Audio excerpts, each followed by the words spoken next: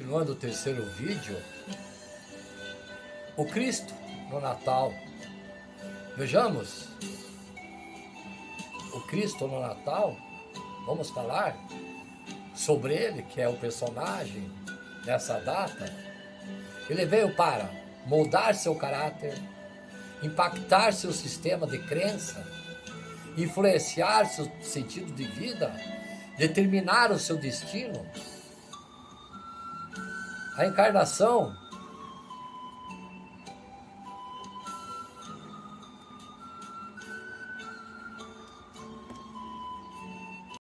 por que pastores no Natal? Hein, filhos? Lucas capítulo 2, verso 8 e 20.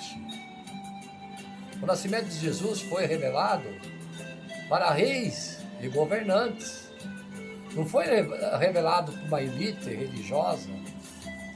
Quando Deus veio à terra, ele deixou o mundo saber, anunciando o nascimento do seu filho a humildes pastores.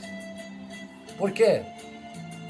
Talvez ele quisesse que os pobres e marginalizados da sociedade soubessem que eles eram importantes também. Pode ser que Deus queira que o mais humilde da humanidade percebesse que o seu amor os incluía, especialmente em mundo onde eles eram normalmente excluídos.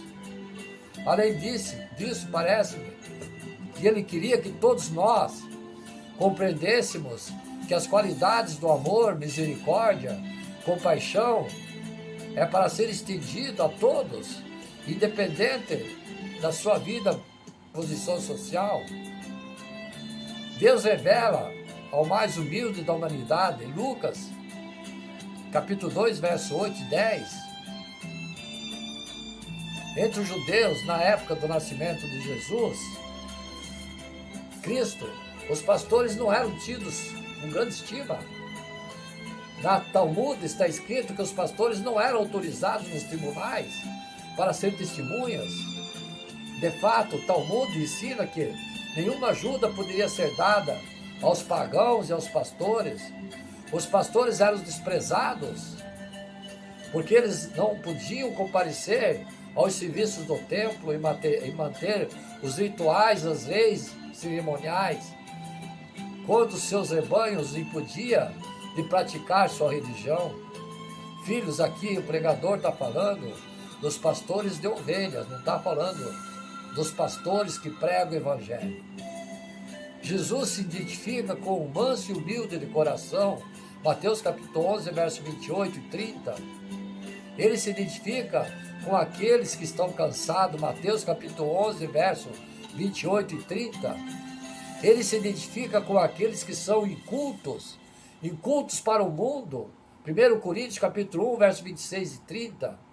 Se Deus fosse revelado na sabedoria do homem, apenas o homem sábio poderia conhecê-lo. Se Deus fosse revelado na força do homem, apenas os homens fortes poderiam conhecê-lo. Se Deus fosse revelado nas realizações do homem, apenas o orgulhoso poderia conhecê-lo. Se Deus fosse revelado na riqueza dos homens, só os ricos poderiam conhecê-lo. Deus escolheu se revelar naqueles que são desprezados no mundo, de modo que quando o milagre da salvação é operado neles, somente Deus recebe a glória. Ele se identifica com aqueles que são humildes. Ele se identifica com os que são tentados, Hebreus capítulo 4, verso 15 e 16. Jesus suportou as mesmas tentações que todos nós enfrentamos, mas permaneceu sem pecado porque era impossível ele pecar. Sendo tentado como nós, ele se compadece das nossas fraquezas. Salmo, capítulo 103, verso 13 e 14. Ele conhece a luta com tentação, porque ele enfrentou todo o peso da tentação. Nunca somos totalmente tentados, porque na nossa fraqueza, eventualmente desmorona sob a tensão. Mas porque Jesus não poderia pecar, ele foi forçado a suportar o peso da tentação sem possibilidade de alívio. A nossa única via de escape da tentação é confiar no trono da graça. Aqui encontramos a nossa rota de fuga, 1 Coríntios, capítulo 10, verso 13. Jesus cuida de mim como um pastor cuida do rebanho. João capítulo 10, verso 11 e 16. O pastor dá sua vida pelas ovelhas. Ele cuida das suas ovelhas. Ele avisa as ovelhas quando o lobo está próximo. Ele procura por outras ovelhas para que também se torne parte do seu rebanho. Deus revelou-se como o mais humilde da humanidade. Lucas capítulo 2, verso 11 e 12. Jesus nasceu em um lugar reservado para os animais. Como já citamos lá em cima, talvez isso fosse apropriado para aquele que era o Cordeiro de Deus. Uma tenda animal com cheiro de feno, estrume velho, era uma imagem adequada do mundo em que Deus havia entrado. Poderia ser um palácio regado a ouro. Jesus nasceu nas profundezas da pobreza. Jesus nasceu na pobreza para que pudesse alcançar aqueles que eram pobres de espírito. Ele nasceu na pobreza para que os pobres soubessem que eles são bem-vindos. Ele nasceu na pobreza para mostrar que a salvação não é um privilégio reservado apenas a alguns poucos ricos felizardos. Ele nasceu na pobreza para mostrar que a salvação não pode ser comprada a qualquer preço. Jesus veio a primeira vez na pobreza, mas ele virá novamente como o Rei dos Reis. Jesus nasceu na obscuridade e humildade, em Miqueias capítulo 5, verso 2. Com exceção de seus pais terrenos, ele nasceu como ele morreu, sozinho. Não havia nenhum hospital, nenhum médico, nenhuma parteira.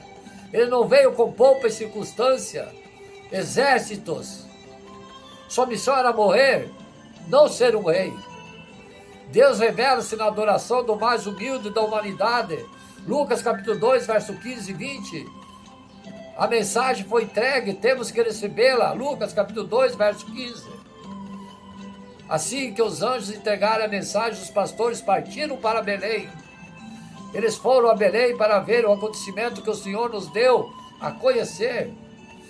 Não para ver isso acontecer, para ver os acontecimentos.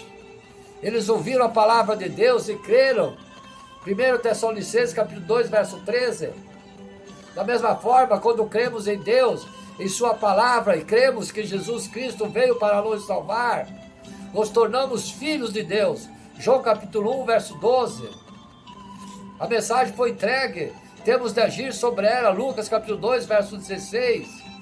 Suas ações provou a sinceridade da sua crença. Porque eles creram em Deus, eles foram apressadamente e encontraram o Pai recém-nascido. O que eles fizeram foi fundado sobre a crença sincera de que o Messias tinha finalmente chegado. A mensagem foi entregue. Temos que compartilhar a Lucas capítulo 2, versos 17 e 18.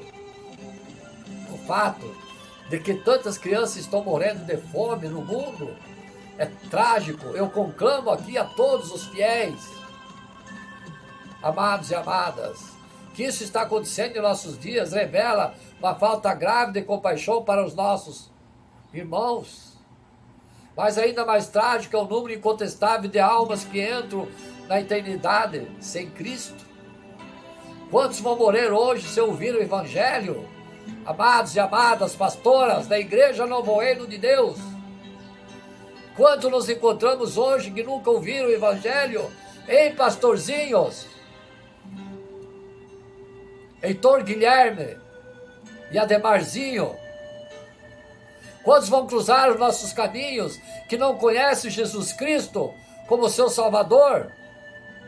Nós temos a responsabilidade de contar a outros sobre Cristo, como estamos fazendo, esse fiel servo do Senhor, dirigindo a sua palavra a você. Mateus capítulo 28, verso 19. A mensagem foi entregue. Devemos louvar a Deus por isso. Lucas capítulo 2, verso 20. Depois de compartilhar a boa notícia, os pastores voltaram aos seus campos, glorificaram o nome de Deus pelo que tinham visto. Não era apenas moda passageira. Eles tinham visto Cristo e deram a Deus a glória que ele merecia. Porque, pastores, sendo dos conhecimento infinito, eu tenho certeza que Deus tinha muitas razões pelo qual ele se revelou aos pastores. Em minha opinião, amados e amadas, o seu propósito principal era de transmitir a mensagem do Evangelho, é aberto para qualquer que esteja disposto a acreditar, e aos humildes seja dado a honra. Quando Jesus nos mandou ir para o mundo inteiro pregar o Evangelho, ser discípulo dele, ele nunca especificou quem devia ir. Na verdade, quando ele nos disse para ir à Judéia e Samaria, até os confins da terra, Atos capítulo 1, verso 8, ele eliminou qualquer possibilidade de discriminação de pessoas. Todo mundo tem necessidade de salvação, independente de sua situação financeira, social, ser bonito, ser feio, ser rico ou ser pobre, independe de qualquer situação. A visita dos reis magos, Jesus, o Deus onipotente, enviou a mensagem aos pastores, mas também enviou aos reis magos. Vamos falar sobre isso, amados e amadas. Mateus capítulo 2, verso 1 e 12. Uma das histórias mais fascinantes relacionadas com o nascimento de Cristo foi a visita dos magos. Nós não podemos dizer o quão longe eles viajaram. Viajar era exatamente difícil naqueles tempos. Havia rios para atravessar, deserto, sem caminhos para penetrar e talvez montanhas para atravessar, mas eles não foram impedidos pelas dificuldades ou perigos no caminho. Onde quer que a história do nascimento de Jesus é contada, também é mencionado esses homens, estranhos de alguma terra distante, que trouxeram presente ao menino Jesus. A história vem a nós somente no Evangelho de Mateus. Tudo que sabemos sobre os magos, os reis magos, encontramos no capítulo 2 de Mateus. Eles aparecem no versículo 1, eles aparecem no versículo 12, deixando para trás muitas perguntas sem respostas. Mateus nos apresenta 3 tipos de pessoas e como cada uma delas reagiu ao nascimento da notícia de Jesus. Cada resposta revela-nos o tipo de pessoas que eram. Primeiro, o rei Herodes. A resposta ao rei Herodes foi carnal. O Novo Testamento diz que ele era um inseguro, um tirano e um líder assassino, sanguinário. Ele percebeu o nascimento de Jesus como uma ameaça. Ele tentou matar as crianças e com isso mandou assassinar todos os meninos em Belém e seus arredores abaixo de 2 anos. Herodes estava muito perto da verdade, mas perdeu porque sua mentalidade carnal foi entre ele e o Messias. Os escribas eram apáticos. O fato de que Belém estava a apenas 6 quilômetros de distância de Jerusalém, nenhum deles fez uma visita, confirma isso. Os escribas eram grupos formados por fariseus e saduceus. Eles eram os intérpretes das escrituras. O mais apaixonado muitas vezes não é o que tem o conhecimento da escritura, mas a pessoa que aprendeu a viver em conformidade com a escritura. Os magos, vamos lá, ao contrário de Herodes e os escribas que tinham acesso às escrituras, os magos responderam ao sinal com o coração aberto. Embora fossem as pessoas mais intelectuais da época, não hesitaram em reconhecer a superioridade do rei Jesus. Mateus escreve que os magos adoram Jesus, porque o que mais importa é a maneira pela qual eles responderam à descoberta. Jesus é a palavra encarnada de Deus, João capítulo 1, verso 14, à luz do mesmo modo como reagimos à palavra de Deus. Da mesma forma iríamos responder a Jesus se ele nascesse entre nós hoje. Deixe-nos desenhar 3 implicações na conclusão a vocês O cristão carnal, repito, filhos, o cristão carnal, como Herodes, ele está preocupado apenas com as coisas terenas, o seu trono. Eles resistem à correção, anseio por poder e veem os outros como uma ameaça. Os cristãos apáticos, ele tem um conhecimento apenas de cabeça da Escritura, mas trata a palavra de Deus de qualquer maneira, gosta de mostrar seus conhecimentos, é rápido para julgar os outros, gosta de se autopromover. O cristão de coração aberto, embora possa não possuir uma grande quantidade de conhecimento intelectual sobre as Escrituras, ele está aberto à correção. Cristo é o Senhor da vida, é o Senhor da salvação. Então, amados e amadas, temos que pensar muito a respeito das festas natalinas. Por que, amados e amadas? Porque o homem quer evitar a verdade de que Jesus é o nosso Senhor. As pessoas querem viver em sua condição pecaminosa, egoísta, sem serem confrontadas com as reivindicações de Cristo. O Natal força até o mais mundano dos homens a olhar para o Salvador. Há 3 atitudes predominantes nos homens a respeito de Jesus. Homens que veem Jesus em termos de um rival, em termos de religião, em termos de redenção. Para Herodes, era um monarca rival. Herodes ficou perturbado, por quê? Ele estava preocupado que Jesus teria ou tiraria ele da jogada. Acaso os sábios não estavam em busca de um novo rei? A cidade inteira estava perturbada, porque toda uma caravana de dignatários estrangeiros apareceu anunciando o Messias que havia nascido. Isso ia chatear o status de Herodes, queria afetar os seus negócios. A verdade é que Jesus veio para perturbar o mal. Ele veio para trazer uma mudança dramática para o mundo. Ele veio trazer uma mudança muito grande na sua vida. É por isso que os homens ainda não... por isso que os homens ainda estão preocupados com o Natal, com a festa no Natal. Não celebrar a data do nascimento do nosso Salvador. Jesus veio para mudar a vida, a tua vida. Ele veio para salvar os homens dos seus pecados. Ele veio para tomar o controle da sua vida, que está fora do controle. Amém? Ele veio para dar a mudança para a tua vida, para aqueles que agora estão vazios e tristes, depressivos. Isso incomoda as pessoas, porque elas veem Jesus como um rival para o trono em suas vidas. O orgulho, eu estar sentado no trono de muitos corações aqui hoje. O orgulho não admite que você é um pecador.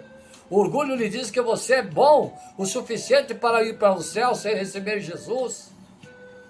O orgulho deve ser destronado para Jesus reinar.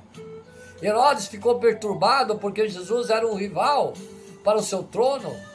Você está perturbado hoje, fiéis à palavra, servos do Senhor, amados e amadas, criança, mundo? Talvez você só precise tirar o rei que está no trono do seu coração, agora eu colocar Jesus lá. Qual o rei que está no trono do seu coração? Baal, o adversário? Coloque Jesus no seu trono. Para os escribas, ele era apenas um mito religioso. Então eles eram indiferentes. Eles sabiam que o Messias viria. Eles sabiam tudo sobre ele. Na verdade, eles ainda disseram a Herodes onde estava para nascer. Então, por que não montaram seus camelos e foram para Belém recepcionar o príncipe? Eles estavam muito ocupados fazendo suas coisas religiosas, fantasiosas, hipócritas e fingidas. Eles tinham que participar de reuniões, dar aulas e atender aos negócios de rituais judaicos. Eles não tinham qualquer interesse na busca incessante de homens sábios. Os estudiosos consideraram o Messias apenas mais uma de suas religiões, muitas tradições e mitos. O maior evento na história dos judeus ocorreu e os líderes religiosos perderam. É a mesma coisa hoje, amados e amadas. A maioria dos brasileiros vai celebrar o nascimento de Cristo sem nunca querer Jesus Cristo no seu coração, no seu pensamento. Vamos falar de Papai Noel, renas, presentes. Teremos um Natal de presentes, comidas, bebidas, festas. Vamos deixar o Grinch roubar o Natal e totalmente deixar de fora o Senhor Jesus que deu a vida por nós. Duas mulheres estavam desfrutando um almoço em um restaurante chique, quando outro amigo se aproximou para vê-las. O amigo se aproximou da mesa e perguntou qual era a ocasião especial. Uma das mulheres disse: é o aniversário do meu bebê. Bem, onde está o bebê? Então perguntou o amigo: você não acha que eu iria trazer o bebê para esse restaurante estragar o meu almoço? Não é? A maioria dos brasileiros celebra o nascimento do Salvador, mas eles não o convidam para sua celebração. Só faz a festa sem o convidado. Há um perigo real que nós, pessoas religiosas, fazendo todas as coisas religiosas associadas ao Natal, estamos esquecendo a adoração ao verdadeiro Senhor. Quando Cristo nasceu em Belém, Herodes pensou que ele fosse um monarca rival, os escribas, o mito religioso, mas os sábios o consideravam o Messias, o Redentor. João capítulo 1, verso 11, veio para que era seu, e os seus não o receberam, mas a todos quanto o receberam, deu-lhes o poder de serem filhos de Deus, aos que creem no seu nome.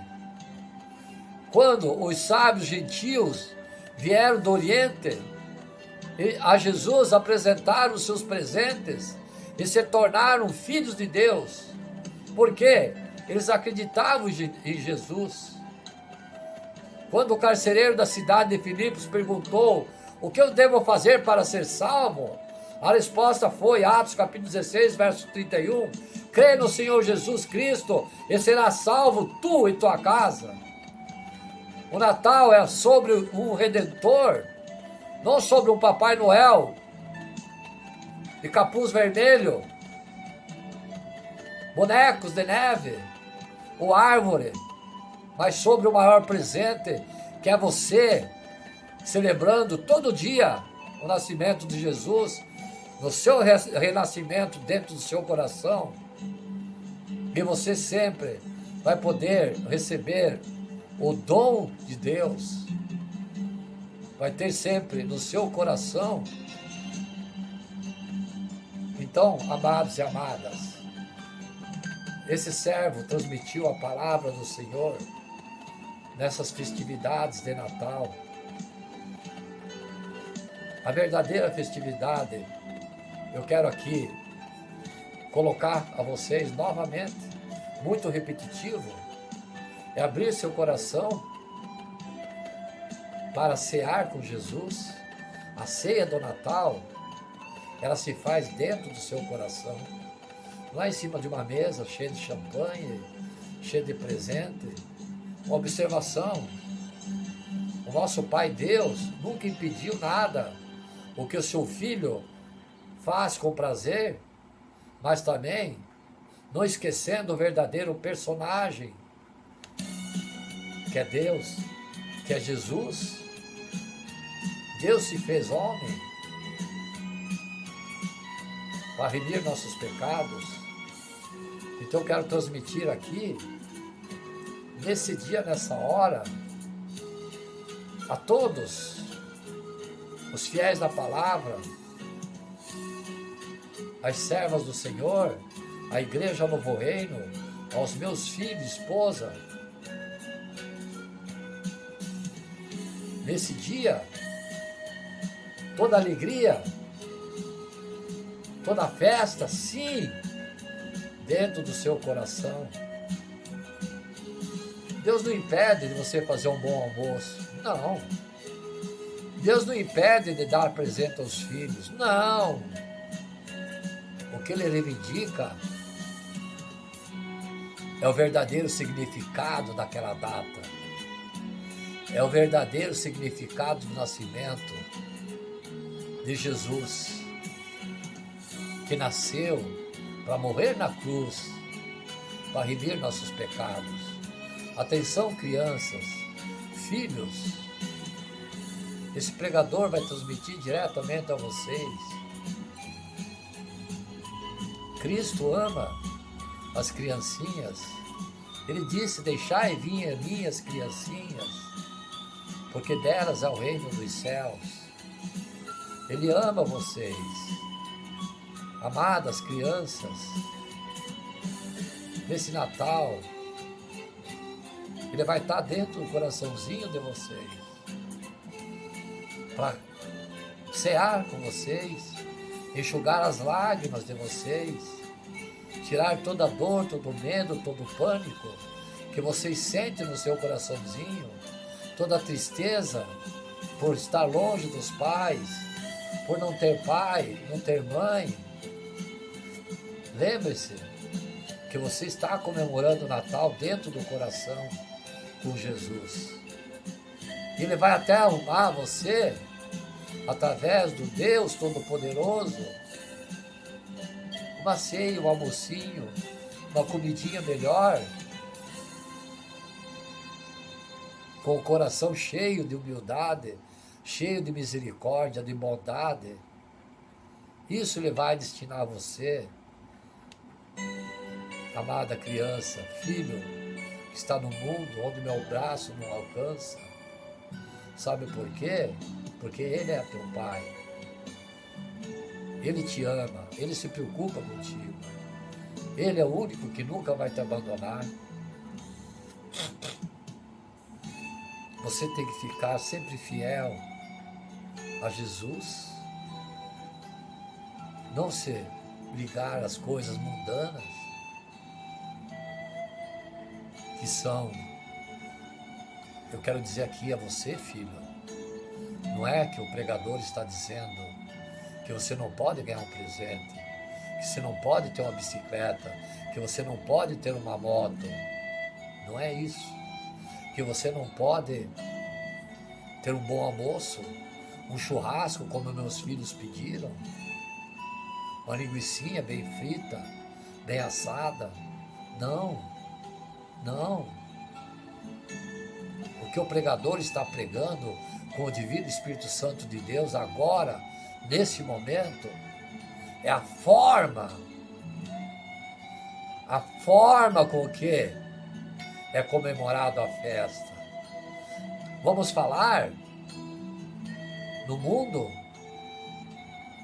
dos prazeres da carne, é presentes, dinheiro, fama, fortuna, poder, e esquece quem é o verdadeiro personagem que deu a vida, nasceu e morreu na cruz para nos salvar. Como deve ser o Natal do cristão?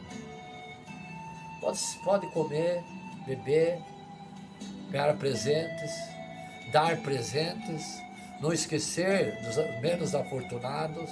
Pode sim, mas nunca esquecer da palavra e do verdadeiro significado de Jesus que nasceu.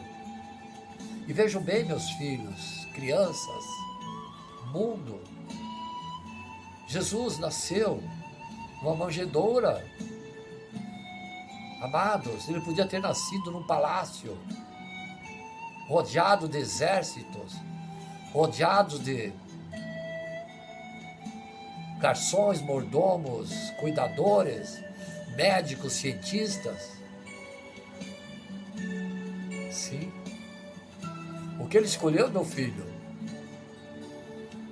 Uma estrevaria, numa manjedoura. Ele foi humilde até a morte. Ele nunca procurou os poderosos. Ele procura os pequenos para exaltá-los perante os grandes.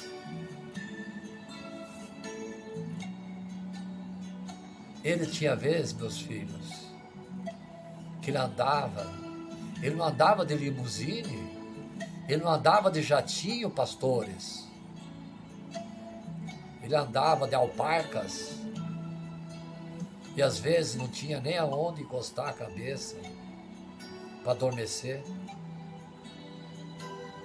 Esse era o nosso Jesus, que só pregou humildade,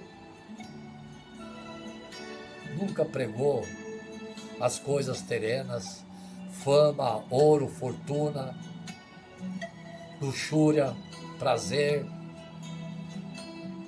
Não. Nasceu, morreu. Filhos, ele teve até uma tumba emprestada por Cirineu. Ou melhor, José da Arimateia deve ser, confundi, perdão. Acho que é Cirineu, porque José da Arimateia é que ajudou a carregar a cruz. Simão Cirineu que deu a tumba. Até aí, meus filhos, o nosso rei, o nosso príncipe, o nosso irmão, que tudo faz para adentrar teu coração, enxugar suas lágrimas, só amor. Você alfineta ele, ele lhe dá um beijo. Você peca, você expulsa da sua casa, dentro do teu coração, para deixar o demônio entrar, ele não vai embora.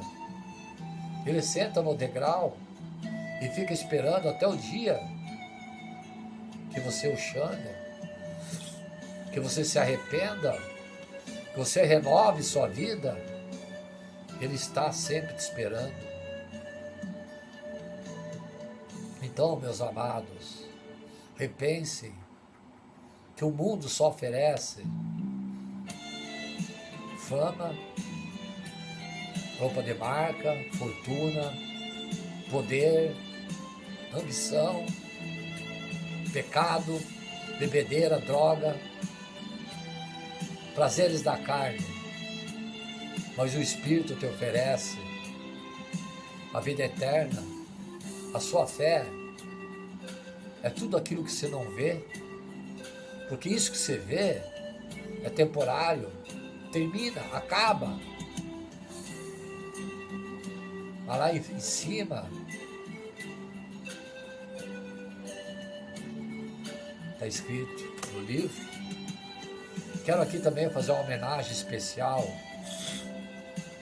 às servas do Senhor, aos filhos e esposa.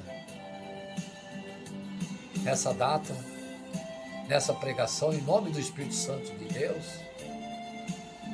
que manda dizer a vocês que não pensem que eles não estão vendo, quando no silêncio da noite você clama e chora. Ele está te vendo. Ele mandou dizer isso a você. Você que está desesperada, desanimada, aflita, sua fé está enfraquecida, ele pede: ore, jejue, persevere. Você que acha que o mundo caiu sobre você e que não há mais esperança, que no mundo que você vive não há mais esperança, não há um futuro, e que tudo que você faz no seu trabalho não tem valor, porque você não vê aqueles que você mais ama ao teu lado, aquele que você mais ama está distante, mas são os desígnios do Espírito Santo de Deus que faz a obra. Ele te escolheu Manda te avisar que escolheu nessa obra, que está escrito nos livros dos céus o teu nome, e todo o bem que você tem feito ao próximo, aos filhos e àqueles que necessitam de você. Esse é o recado que Jesus, dentro do seu coração, quer dar um Natal feliz a você, ou um nascimento feliz, que Ele nasceu, morreu na cruz para salvar você. E ainda quer te salvar nos momentos que você quer se entregar para o adversário, ouvindo os comichões do adversário, e o adversário quer te destruir. Mas Jesus está ocupando a sala do teu coração, está lutando para não deixar ele entrar. Ajude Jesus, não expulse ele da sua casa, que ele irá enxugar suas lágrimas. Esse é o recado que o Divino Espírito Santo manda a você, serva do Senhor. Não desanime, não pense que ele não vê as suas lágrimas, que ele não vê, às vezes, o seu desânimo. Ao contrário, ele vela, te protege, te dá livramento e te defende contra os ataques do adversário. Em nome de Jesus. Quero aqui felicitar o nascimento de Jesus para o mundo, para todos os fiéis da palavra, os amados, amadas, as crianças, que Jesus irá visitá-los, aqueles necessitados, irá visitá-los e presenteá-los com a sua presença no seu coração. E toda a honra, toda a glória seja dado a Ele, em nome de Jesus. Glória à divindade do Pai, glória à divindade do Filho, do Espírito Santo de Deus. Amém. Saúdo-vos com meu ósculo santo. Que Deus abençoe e guarde cada um de vocês. Que o sangue de Jesus derramado na cruz lave e abençoe o corpo, a alma e o espírito, e revista vocês todos da armadura contra o ataque do adversário, e expulse o demônio nesse momento para as prisões do inferno, em nome de Jesus. Amém.